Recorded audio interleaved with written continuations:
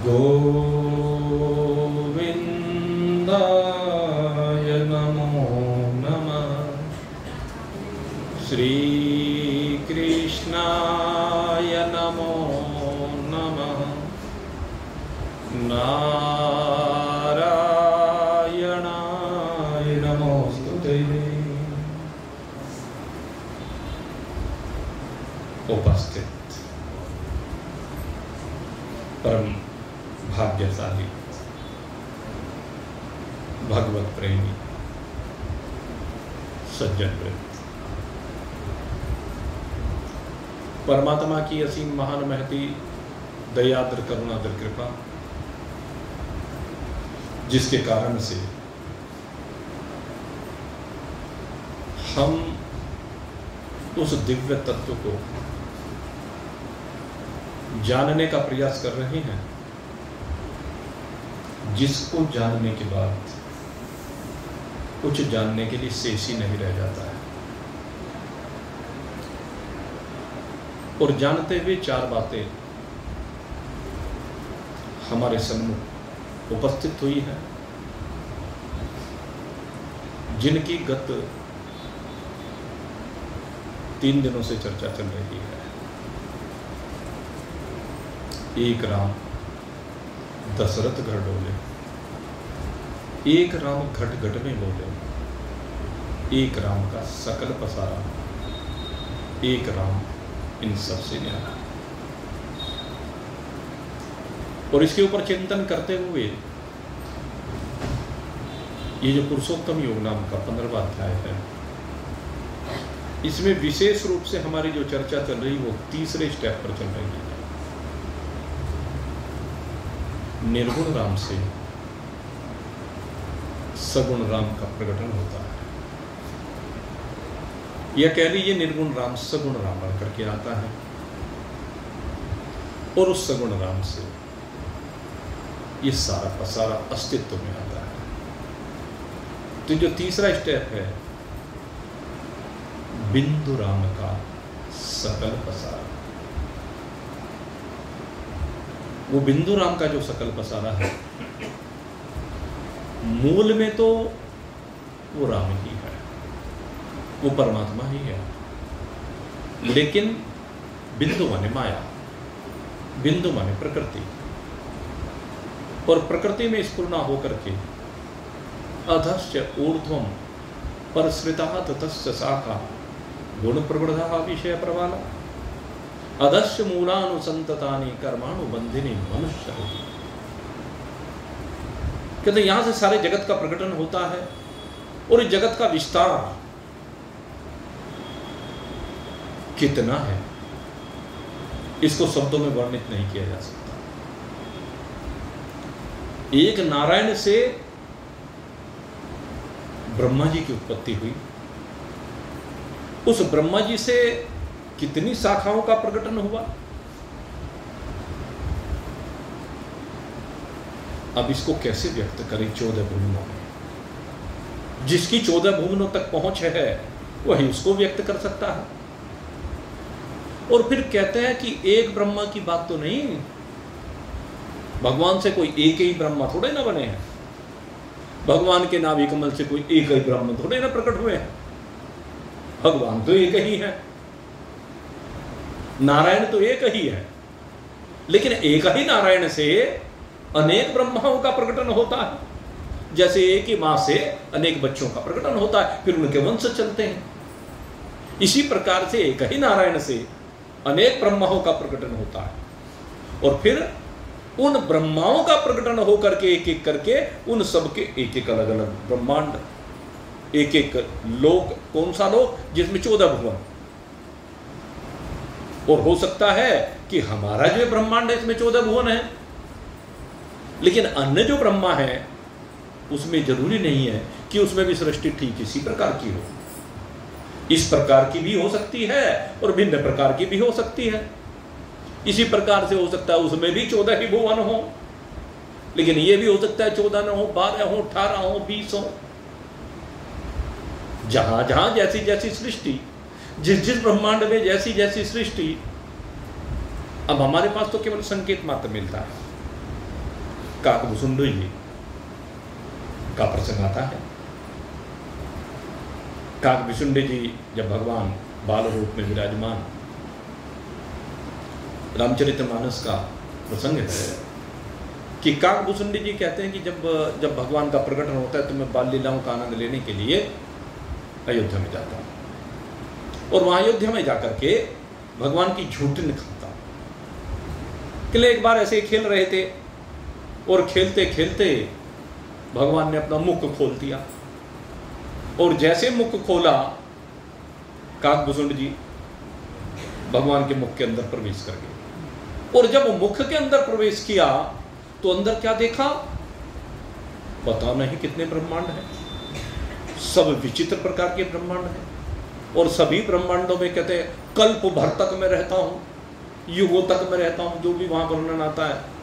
बहुत लंबे लंबे समय तक न जाने कितने ब्रह्मांडों में निवास किया, कितनी बार शरीर को छोड़ा, कितनी बार शरीर को पाया। और उसके बाद भगवान ने मुख को खोला, काकभुसुंड जी बाहर वही खेल रहे हैं, वही खिला रहे हैं। क्षण मात्र में सारी लीला घट गई। ये मैंने क्या देखा, अनंत कोटि ब्रह्मांडों में विचरण करके आए और सब भिन्न भिन्न प्रकार के ब्रह्मांड। तो उसी संकेतों के आधार पर ऐसे ही भगवान ने अनंत कोटि ब्रह्मांड ने जाने कितनों को दिखाए। अपनी मां यशोदा को मुख में दिखा दिया ब्रह्मांड। जब कहा कि मिट्टी खाई है तो उन्हें मुख खोल करके दिखा, 2 बार ब्रह्मांड दिखाया। कौशल्य जी का भी एक बार वर्णन आता है, उनको भी ब्रह्मांड दिखाया। और अगर यदि मार्कंडेय पुराण का अध्ययन करें तो मार्कंडेय जी को, जब मार्कंडेय जी ने भगवान की माया को देखना चाहा तो उनको अनंत कोटि ब्रह्मांडों के दर्शन भगवान ने कराया, एक वो पत्ते के ऊपर। तो संकेत मिलते हैं।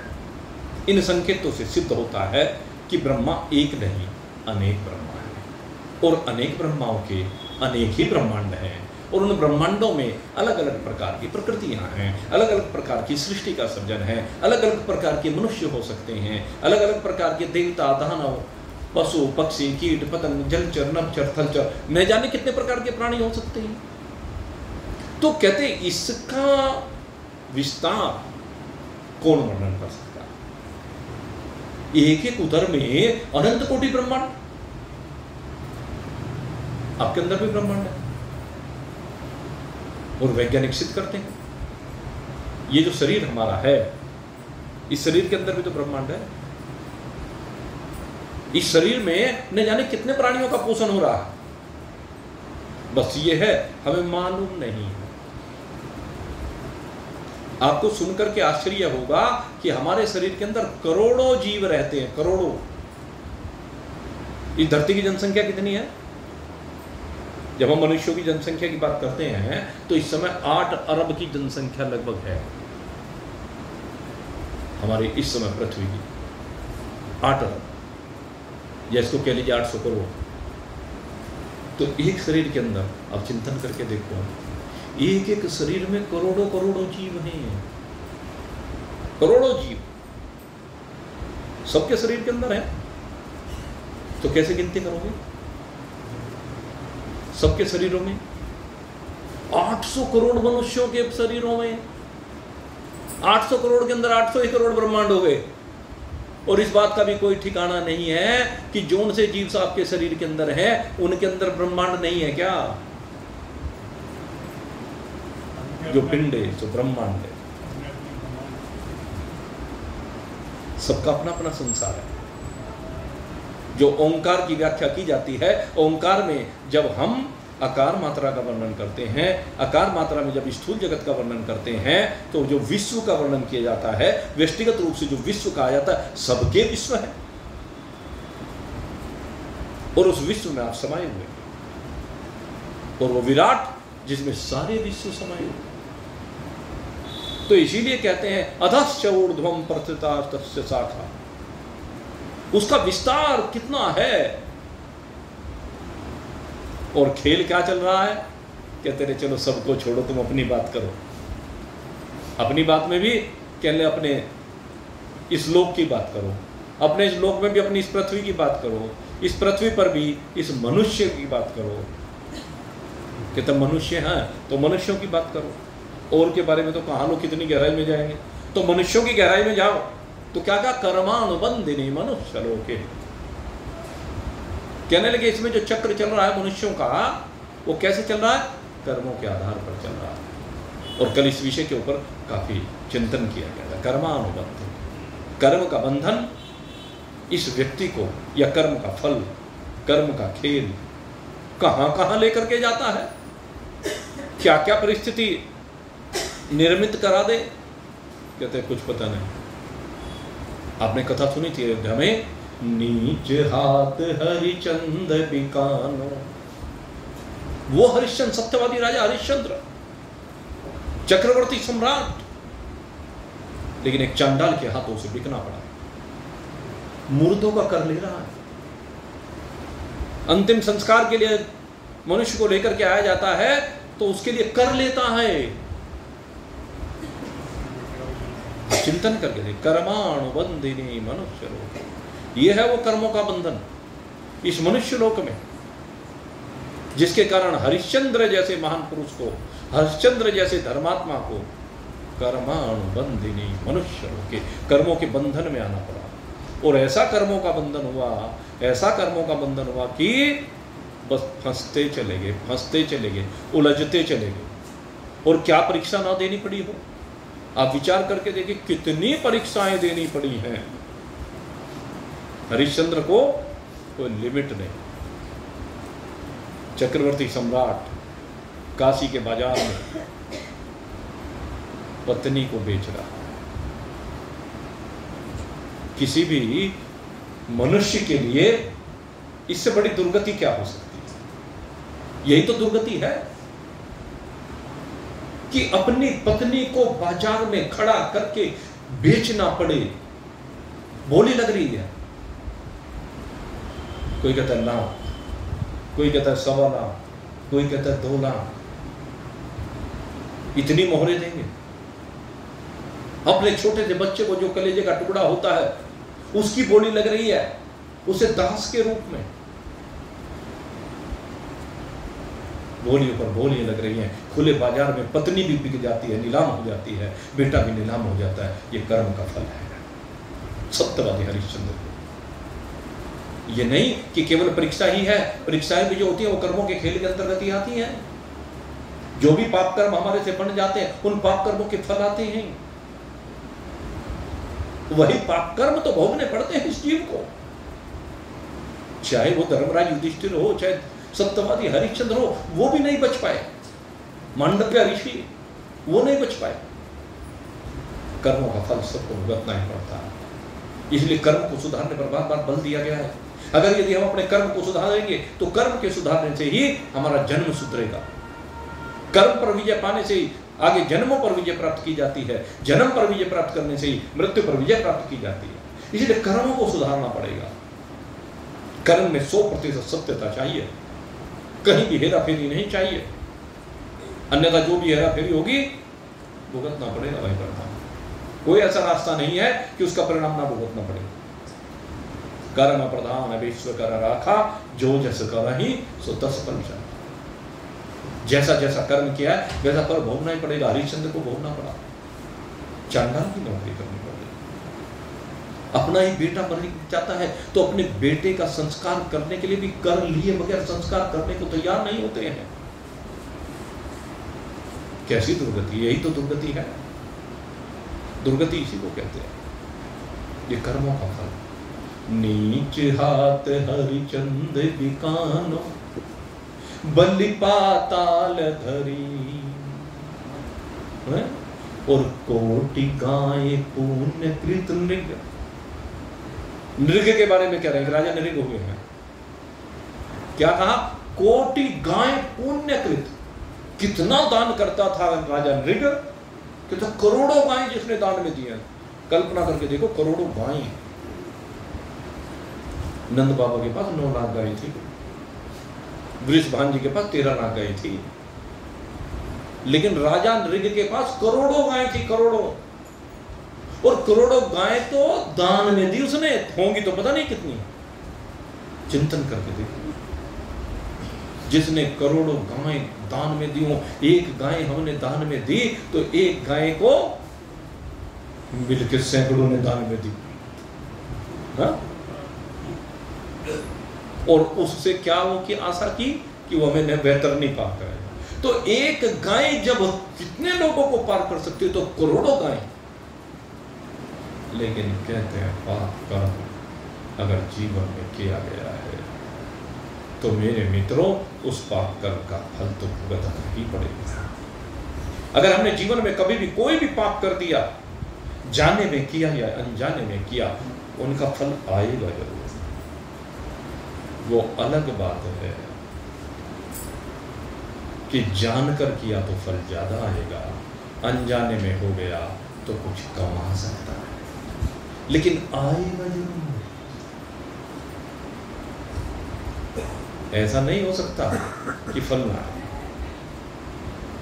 कोटि गाय जिसने दान में दी है, कोटि गाय पुण्यकृत नृग गिरगिट जोन पड़ी, उसे गिरगिट की योनि में जाना पड़ा। भगवान कृष्ण ने उसका उद्धार कर दिया। वो अलग बात है कि भगवान कृष्ण उद्धार करने के लिए आ गए, लेकिन जितने समय गिरगिट के शरीर में रहा वो तो दुर्गति का काल रहा। जैसे कल आपको बताया, भीष्म पितामह है, जितने समय तक बाणों की सैया पर पड़े रहे, कहते युद्ध समाप्त हो गया, उसके बाद भी 40 दिन तक सैया पर पड़े रहे, तो 50 दिन सैया पर पड़े रहे। 50 दिन बाणों की सैया पर पड़े रहे भीष्म पितामह, तो उसमें कष्ट नहीं हुआ होगा क्या? वही तो दुर्गति थी, वही तो पाप कर्मों का फल था। ये ठीक है कि उनके पुण्य कर्मों के फल के परिणाम स्वरूप अंतकाल में भगवान सन्मुख है। भगवान के सन्मुख होने पर उनकी गति हुई है, शुभ गति हुई है, लेकिन दुर्गति भी तो हुई है ना। इसलिए किया हुआ पाप और किया हुआ पुण्य कोई बराबर से निकल करके नहीं जाएगा, दोनों का फल भोगना ही पड़ेगा। ये सिद्धांत की बात है। इसलिए कहते हैं पाप ना करो भाई, पाप से बचो भाई। और पाप से बचना है तो पाप के, नरक के 3 दरवाजे, अभी अगले अध्याय में आएगा वो प्रकरण, काम क्रोध लोभ, ये 3 जो है नरक के खुले हुए दरवाजे हैं। और इनका कारण मोह, मोह के कारण ही काम होता है, मोह के कारण ही क्रोध होता है, मोह के कारण ही लोभ होता है। जिसको मोह नहीं उसको लोभ कहना। संसार में, समाज में जो व्यक्ति सबसे ज्यादा पाप कर्म करता है वो लोभ के कारण करता है। ये पैसे का लोभ इसको ऐसा हो जाता है, पैसे के लालच में पहले तो उसे पैसे को कमाना, धर्म का ख्याल नहीं करता, फिर पैसे को जब खर्च करने की बारी आती है ना तो उसमें बहुत सोचता है, बहुत हेरा फेरी करता है। विचार करो, हम कहाँ हेरा फेरी करते हैं, वो पापी तो हो रहा है। जहां जब हेरा फेरी किस तरह की है, अगर यदि कोई दायित्व आपका है, आपकी जिम्मेदारी है परिवार के प्रति, समाज के प्रति, किसी के भी प्रति कोई भी जिम्मेदारी, उसका निर्वहन आप समय पर नहीं करते तो वो भी पाप है। उस समय अगर यदि जिम्मेदारी से पीछे हट जाते तो पाप है वो भी। धन होते हुए भी आपने उस जिम्मेदारी को नहीं निभाया तो पाप किया है। इसलिए पाप से बचना पड़ेगा भाई। लोभ के कारण से व्यक्ति पाप में फंस जाता है, वासनाओं के कारण काम के अधीन हो जाता है, आवेग को ना रोकने के कारण से क्रोध के अधीन हो जाता है। ये सब पाप कर्मों के हेतु हैं। और जब पाप कर्म करता है तो कहते हैं ये तीनों के तीनों नरक के खुले हुए द्वार है। अब नरक में जाने से बचना है, दुर्गति से बचना है तो कर्मों को सुधारना पड़ेगा। आपके पास धन है और धन के बाद भी आप उसका उपयोग नहीं कर रहे हैं, हेरा फेरी कर रहे हैं। जिसके पास मान लीजिए धन है वो हेरा फेरी करे तो गलत बात। और मैं कहता हूं जिसके पास नहीं है वो हेरा फेरी करे और उसको नाम दे मजबूरी, तो ये भी पाप है, मजबूरी भी पाप है। हाँ, अगर यदि निवेदन करके कर लिया जाए तो पाप नहीं रहता।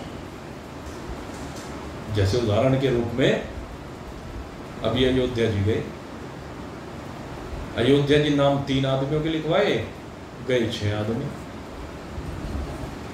तो पाप हुआ कि नहीं हुआ? आपको 3 आदमी जाने थे तो 3 जाने थे, और अगर 6 गए हैं तो उन 3 की परमिशन ली क्या? विचार करें।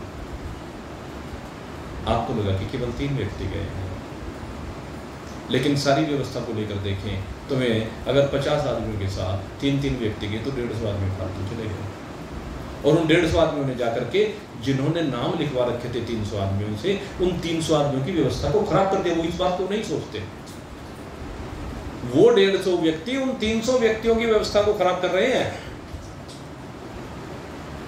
अब वहां तो इंतजाम 300 के हिसाब से हो रहा है, आदमी 450 हो गए। अगर वो नॉलेज में चले जाएंगे तो व्यवस्था 450 की होगी ना, फिर न उन 300 को दिक्कत पड़ेगी न उन 150 को। उसमें निवेदन भी तो कर सकते हैं, बात यही तो है।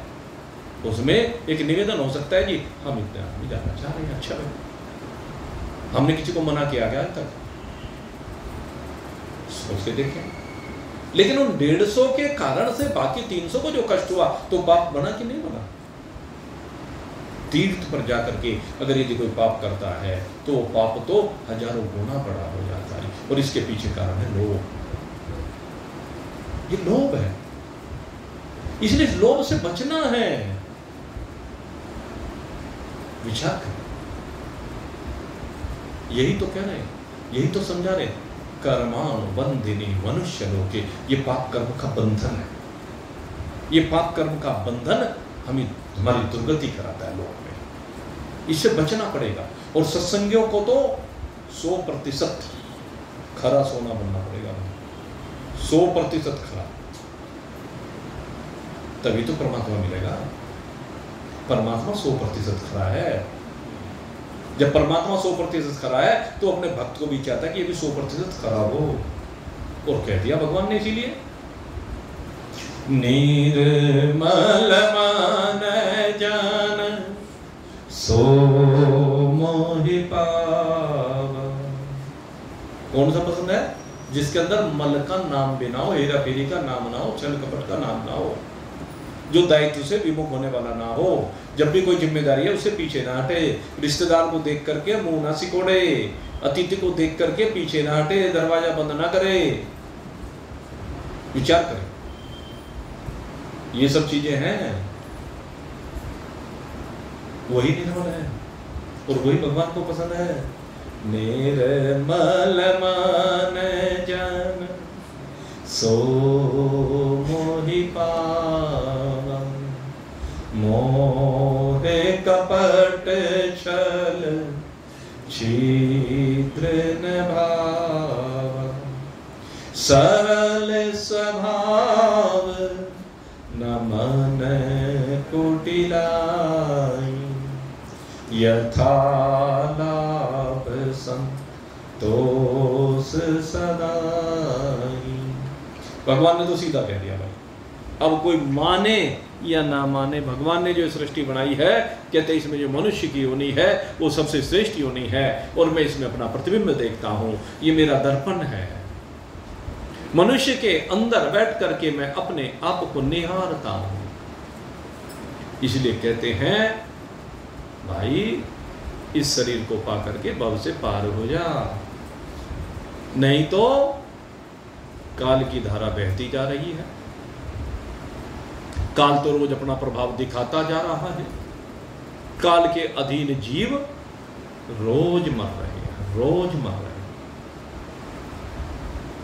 अब तुझे मरना है कि जीना है? तुझे अमरता को प्राप्त होना है ना, तो इसलिए परिवर्तन जरूरी है। इस संसार में परिवर्तन अवश्य ही जरूरी है। न रूपमस्य हे तथो उपलभ्यते। संसार का जो वृक्ष है इसका वास्तव में तो रूप देखने में नहीं आता। क्यों रूप देखने में आता? कहना रोज बदल जाता है, क्षण क्षण में बदल जाता है, क्षण क्षण में काल की बहती हुई धार में सब कुछ बहता चला जाता है। आपका शरीर काल की धार में रोज बह जा रहा है, एक दिन काल नहीं आता, रोज आता है काल तो।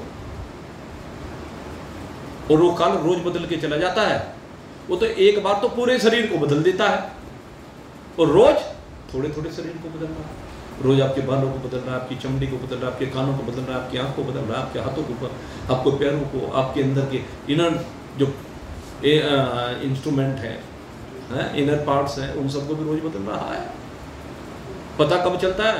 जब कोई समय विकृति आ जाती है, जब शरीर में दर्द होने लगता है, तब पता चलता है, अन्यथा पता नहीं चलता। काल तो रोज अपना प्रभाव दिखा रहा है। तो काल के प्रभाव से अगर बचना है तो किसी सदगुरु की शरण को ग्रहण करना पड़ेगा और सदगुरु की शरण में जाकर के उससे प्रार्थना करनी पड़ेगी। और जब उसके प्रसन्न होने पर हम प्रार्थना करेंगे तब वो भव से पार होने का रास्ता बताएंगे, परमात्मा से मिलन का रास्ता बताएंगे, परमात्मा के साथ हमारा योग किस प्रकार से हो सकता है ये बताएंगे। आज योग दिवस है ना, योग दिवस आज पूरे देश में मनाया गया। देश में क्या, पूरे विश्व में मनाया गया, सारे विश्व में योग मनाया गया। समंदर में मनाया गया, नदियों में मनाया गया, झीलों में मनाया गया। सुनकर के आश्चर्य होता है, उनमें भी योग होता है। आकाश में मनाया गया, हवाई जहाज में बैठ करके जवानों ने वहीं पर कर्तव्य दिखाया। आकाश में मनाया गया, धरती पे मनाया गया, समंदर में मनाया गया है? बालक, बूढ़े, जवान सब ने योग मनाया। और हम भी यही चाहते हैं। आज ये योग दिवस है तो आज हमें भी योग हो जाना चाहिए। हमारा योग किस रूप में होना चाहिए? कि परमात्मा के साथ हमारा योग होना चाहिए। योग माने जुड़ना, हमें आज परमात्मा से जुड़ना है। और परमात्मा से कब जुड़ जाएंगे? जब काल की बहती हुई धार के साथ हम नहीं बहेंगे। काल हमारी धारा में बहे, परमात्मा प्रेम की धारा में बहे, हमारे ज्ञान की धारा में बहे। हमें क्यों काल की धारा में बहे? काल की धारा में जैसे बहना है सो बहे, हमें नहीं बहना। काल की धारा में जैसे अपना रूप बदलना है बदले, हमें नहीं बदलना, क्योंकि हमारा रूप है ही नहीं। हमारा तो स्वरूप शुद्ध सच्चिदानंद घन ब्रह्म है। हमारी वास्तविकता केवल एक शुद्ध सच्चिदानंद घन ब्रह्म है। विचार कीजिए, काल की बहती धार है, कोई उतरता पार है। आजा आजा साधक आजा, नाव मेरी तैयार है। ब्रह्मज्ञानी, ब्रह्मनिष्ठ महान पुरुष कहते हैं घबराता क्यों है? आजा। कहते मैंने नाव तैयार कर रखी है, किस लिए? कहना भव सागर को खेकर के पार करने के लिए, इसलिए आजा आजा आजा साधक आजा, नाव मेरी तैयार है। काल की बहती धार है, कोई उतरता पार है। आजा आजा साधक आजा, नाव मेरी तैयार है। पाल खोल कर उड़ा दिए हैं, पाल खोल कर उड़ा दिए हैं, पवन प्यार की भर करके, पवन प्यार की भर करके। जल्दी आजा दौड़ लगा कर, मुश्किल जाना तर करके। इस भवसागर को तैर करके हम पार कर ले, बड़ा कठिन काम है भाई। सदगुरु की नाव में बैठ जा, ज्ञान की नाव में बैठ जा तो आसान हो जाएगा। है? जल्दी आजा दौड़ लगा कर, मुश्किल जाना तर करके। मुझको तुझसे प्यार है। गुरु जी कह रहे हैं, चेले से कहते हैं मुझे तेरे से प्यार है इसलिए बुला रहा हूं। मुझको तुझसे प्यार है, मैं तुझ पर बलिहार है। आजा आजा साधक आजा, नाव मेरी तैयार है। काल की बहती धार है, कोई उतरता पार है। आजा आजा साधक आजा, नाव मेरी तैयार है। भागों वाले बैठ चुके हैं, निर्भागों को शंका है। भागो वाले बैठ चुके हैं, निर्भागों को शंका है, डूब न सकती मेरी नैया। जो सच्चा साधक वो कहता है, जो गुरुदेव कहते हैं, कहने लगे डूब न सकती मेरी नैया। क्यों? खेने वाला बांका है, खेने वाला बांका। बांका माने बांके बिहारी है, इसलिए मेरी नाव डूब नहीं सकती है। डूब न सकती मेरी नैया, खेने वाला बांका है, जो सच्ची सरकार है, जग का खेवनहार है। जो सच्ची सरकार है, जग का खेवनहार है। आजा आजा साधक आजा, नाव मेरी तैयार है। आजा आजा साधक आजा, नाव मेरी तैयार है। काल की बहती धार है, कोई उतरता पार है। आजा आजा साधक आजा, नाव मेरी तैयार है। ज्ञान नाव चली भवसागर, ज्ञान नाव चली भवसागर, पार उतरते कितने हैं, पार उतरते कितने हैं। ज्ञान नाव चली भवसागर, पार उतरते कितने हैं, पार उतरते कितने हैं। कहने ज्ञान की नाव में बैठ करके कितने लोग पार उतर जाते हैं, कितने मझधार में डूब जाते हैं। कहने लगे जितने अधिकारी हों वे सब उतर जाते हैं। अधिकारी जितने आ जाएं। अधिकारी का होना बहुत जरूरी है, पात्रता का होना बहुत जरूरी है, निश्चलता का होना बहुत जरूरी है, निर्मलता का होना बहुत जरूरी है, त्याग वैराग्य का होना बहुत जरूरी है। बगैर त्याग और वैराग्य के कोई पार नहीं उतर सकता। अधिकारी जितने आ जाएं, पार उतरते उतने हैं, पार उतरते उतने हैं। अधिकारी जितने आ जाएं, पार उतरते उतने हैं, पार उतरते उतने हैं। चाहे जितना भार है, संख्या बेशुमार है। चाहे जितना भार है, संख्या बेशुमार है। आजा आजा साधक आजा, नाव मेरी तैयार है। काल की बहती धार है, कोई उतरता पार है। आजा आजा साधक आजा, नाव मेरी तैयार है। और कौन आए? चाहे जनाना चाहे मर्दाना, हमको इससे कोई फर्क नहीं पड़ता। यहाँ पर स्त्रीपना पुरुषपना है ही नहीं, यहाँ पर बालक बूढ़ा जवानपना है ही नहीं। कहले जो आ जाए, कहते बाल्यावस्था से वही, युवावस्था से वही, वृद्धावस्था से वही, कोई आए कभी आए, चाहे जनाना चाहे मर्दाना, अपने को कोई फर्क नहीं, अपने को कोई फर्क नहीं। पार उतारो सबको निस दिन। एक ये बात कही यहाँ पर बहुत बड़ी, सदगुरु की ओर से बहुत बड़ी बात की। पार उतारो सबको निस दिन। कहले मेरा तो काम ये है, मैं तो रोज उतारता हूँ। जैसे मल्लाह होता है, रोज गंगा जी पर नाम लगाता है, रोज पार ले जाता है।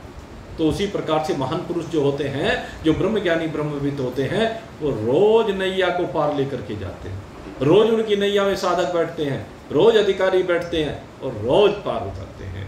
पार उतारो सबको निज दिन, कोई हो चाहे रहे कहीं, कोई हो चाहे रहे कहीं। विकट ये संसार है, चिंता की मुर्दार है। आजा आजा साधक आजा, नाव मेरी तैयार है। काल की बहती धार है, कोई उतरता पार है। आजा आजा साधक आजा, नाव मेरी तैयार है। साधकों को निमंत्रण देते हैं, जिनके निर्मल मन है उनको निमंत्रण देते हैं। पाप नहीं, जीवन से पाप का मूल समाप्त कर देगा, तभी आप इस भव सागर से पार हो पाएंगे। न रूपम अस्य तथोपलभ्यते, नान्तो न चादिर् न च संप्रतिष्ठा। अस्वत्वेनं सुविरूढमूलम् असङ्गसस्ते दृढेन चित्तः।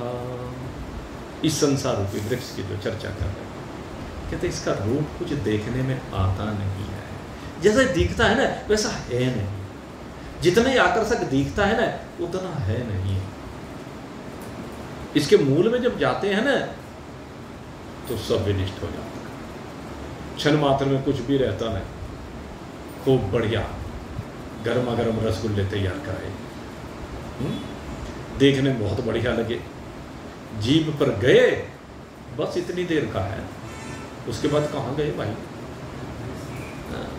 पकौड़ियाँ खाई, समोसे खाए, चाट खाई, पता नहीं कितने मिष्ठान कितने पकवान खाए खूब, लेकिन वास्तव में हर क्षण परिवर्तनशील है, हर क्षण विनाश की ओर जा रहा है, हर क्षण काल की धारा में बहे जा रहा है सब कुछ। जो दिख रहा है वो कितनी देर के लिए दिख रहा है, अगर आप उसका उपयोग नहीं भी करोगे तो भी वो विनिष्ट होगा।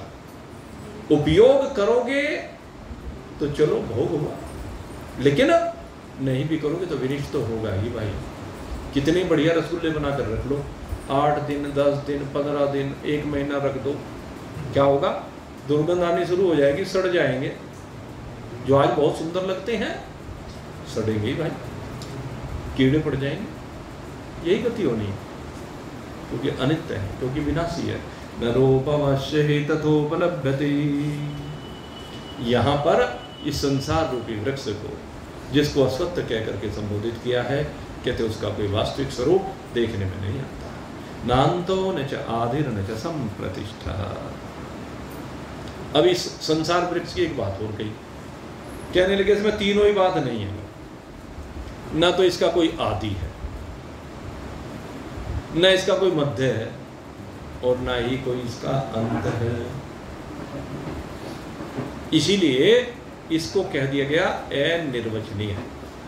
जिसको न सत्य कहा जा सके न असत्य कहा जा सके उसको अनिर्वचनीय कहते हैं। जिसको न जड़ कहा जा सके न चैतन्य कहा जा सके उसको अनिर्वचनीय कह दिया जाता है। जिसको न सुख रूप कहा जा सके न दुख रूप कहा जा सके उसको अनिर्वचनीय कह दिया। जिसका न आदि हो न मध्य हो न अंत हो उसको अनिर्वचनीय कह करके छोड़ दिया, क्योंकि कोई भी उसको परिभाषित नहीं कर पाया। क्योंकि अगर यदि उसको सत्य कहें तो सत्य तो त्रिकालबाध्य पदार्थ होता है, लेकिन संसार देखने में आप कुछ भी देख लिए, संसार में त्रिकालबाध्य पदार्थ है क्या कोई भी? तीनों कालों में रहने वाला है क्या कोई भी? संसार में कुछ भी तीनों कालों में रहने वाला नहीं। जो हम बड़े बड़े पर्वत देखते हैं, क्या वे तीनों कालों में रहते हैं? हमने सुना है जहां पर आज हिमालय है, कभी यहां पर समंदर हुआ करता था। जहां पर आज समंदर हैं वहां पर पहाड़ हुआ करते थे, चट्टानें हुआ करती थी। परिवर्तन है। एक सज्जन आए, उन्होंने बताया कि जो आज अमेरिका दिख रहा है, एक समय ऐसा था कि ये सारे महाद्वीप आपस में जुड़े हुए थे। वैज्ञानिक उनसे चर्चा हुई, उन्होंने खोज की कि ये सारे महाद्वीप आपस में जुड़े हुए थे और ये धीरे धीरे एक दूसरे दूर होते चले गए, टूट टूट के अलग होते चले गए। यही तो भागवत कहती है, प्रियव्रत जी का चरित्र पढ़ लो। श्याम्भो, मनु और शत्रुपा के 2 बेटे हुए। पहला बेटा उत्तानपाद, जिसकी कथा आप सब जानते हैं ध्रुव के माध्यम से। दूसरा बेटा प्रियव्रत। तो प्रियव्रत जो हुए उनके 7 बेटे हुए। वैसे 10 हुए, 3 वैरागी हो गए, 7 बेटे, 7 राजकुमार थे। तो वो जो 7 बेटे हुए, उन 7 बेटों को कहते हैं कि इनके राज्य में कभी सूर्यास्त नहीं होता था, क्योंकि सारे महाद्वीपों पर इन्हीं का राज्य था, सारी पृथ्वी पर इन्हीं का राज्य था। तो इन्होंने अपनी इस पृथ्वी को कहते 7 भागों में बांटा। वहां पर चर्चा क्या आती है कि वो अपना रथ लेकर के चले, और रथ लेकर के उन्होंने 7 भागों में इसको बांट दिया, बीच बीच में से काटते चले गए, वहां पर समुद्र बनते चले गए। वो कथा जिस रूप में वहां कही गई है, हम उसके संकेत को ठीक से समझ नहीं पाए, वो एक अलग बात है। लेकिन आज विज्ञान आज सिद्ध कर रहा है, भागवत ने पता नहीं कब लिख दिया। ये चरित्र प्रियव्रत जी का कब का लिखा हुआ है। आप भागवत को पढ़ करके देखें, दूसरा और तीसरा स्कंद ऐसे दिव्य स्कंद है जिन चीजों की खोज आज विज्ञान कर रहा है, एटम, इलेक्ट्रॉन, प्रोटॉन, न्यूट्रॉन, समय की छोटी से छोटी इकाई, तोल की छोटी से छोटी इकाई, मुद्रा की छोटी से छोटी इकाई, आप भागवत में पहले से देख लो, सारी लिखी हुई है। काल की ऐसी गणना कर रखी है वहां पर, एटम का ऐसा विभाजन कर रखा है वहां पर, अणु रूप से, तृष्ण रूप से वहां पर वर्णन आता है, धूल के कण के रूप में उनका उदाहरण देते हुए समझाया गया है।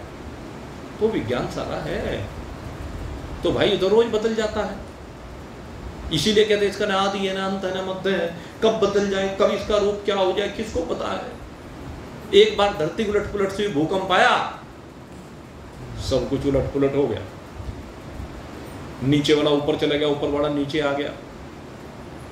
यही तो हो रहा है। समंदर की जगह पहाड़ बन गए, पहाड़ की जगह समंदर बन। तो यही बात कहते हैं कि विचार किए जाने पर इसका कोई भी स्वरूप हमारे सामने टिकता नहीं है, इसीलिए इसको अनिर्वचनीय कहते हैं। और कहते हैं अश्वत्थैनम सुविरूढ़ मूला, और इस जो संसार रूपी वृक्ष है, कहते हैं भाई इस संसार रूपी वृक्ष की जो जड़ें हैं ना, और बहुत गहरी है। कहाँ है इसकी जड़ें? संसार रूपी वृक्ष की जड़ें कहाँ हैं?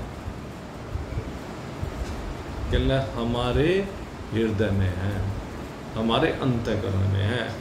सारा संसार हमारे अंतःकरण में बैठा हुआ है भाई। इस अंतःकरण से ही ये सारा संसार प्रकट होता है। हमने पकड़ रखा है इस संसार को। इस बात को भगवान यहां पर समझा रहे हैं। अश्वत्थमेनम सुविरूढ़ मूलम, दृढ़ मूल है, अंदर ऐसी घुसी हुई है मोह के रूप में। ये मोह इस शरीर के अंदर इस तरह से घुसा हुआ है, ये लोभ ऐसे घुसा हुआ है, ये स्वार्थ ऐसा घुसा हुआ है, ये अहंकार ऐसा घुसा हुआ है, और सबसे भयंकर जो बीमारी है वो ईगो घुसी हुई है। जरा जरा से बच्चे तक की ईगो है। बूढ़ों की तो बात अलग करते हैं, जिसके पास कुछ पद है उसकी तो है ही, चलो, जिसके पास कुछ धन है उसकी तो है ही, जिसके पास कुछ भी नहीं है ना, बिल्कुल निठल्ला हो, उसकी भी ईगो आसमान में रहती है भाई। ये है वो संसार रूपी वृक्ष की जड़ें। यहीं से पैदा होता है संसार, यहीं से दखल होती है संसार में, यहीं से सारा संसार अक्ष विकसित होता है। संसार का निर्माण भी यही है और संसार का संगार भी यही है, स्थिति भी यही है। तीनों प्रकार की भूमिका है। अब हमें ये देखना है हम कौन सी भूमिका में, हमें विचार करना है। हम भी संसार में फंसे हुए हैं क्या? अगर फंसे हुए हैं तो इससे निकलें कैसे? अब भगवान इससे निकलने का तरीका बता रहे हैं। मसंगसस्तेन दृढ़ेन चित्तः, ये उपाय है। जो संसार हमारे अंदर घुसा हुआ है, उस संसार से बाहर निकलने का तरीका भगवान ने बताया। इस तरीके को अपनाएं और संसार से बाहर निकल जाए। जो संसार से बाहर निकल गया, संसार से तर गया, वो परमात्मा का हो गया। तो हमें अगर परमात्मा को पाना है तो असंगता रूपी शस्त्र का सहारा लेना पड़ेगा। जीवन में असंगता को लाना पड़ेगा, और जब जीवन में असंगता आ जाएगी तो आनंद ही आनंद होगा भाई। आनंद के अलावा फिर और कुछ भी रहने वाला नहीं है। तो ये आनंद आपका अपना है भाई। इस अपने आनंद को सहेज कर रखें, संवार कर रखें, इसकी रक्षा करके रखें, तभी आप जीवन में बस उस स्थिति में विराजमान होंगे जिसे कहते हैं परम सुख की स्थिति, परमानंद की स्थिति। आप उस स्थिति में सदा विराजमान नहीं शुभ भावनाओं के साथ आज के सत्संग को अब यहीं पर विश्राम देते हैं। बोलिए सच्चिदानंद भगवान की।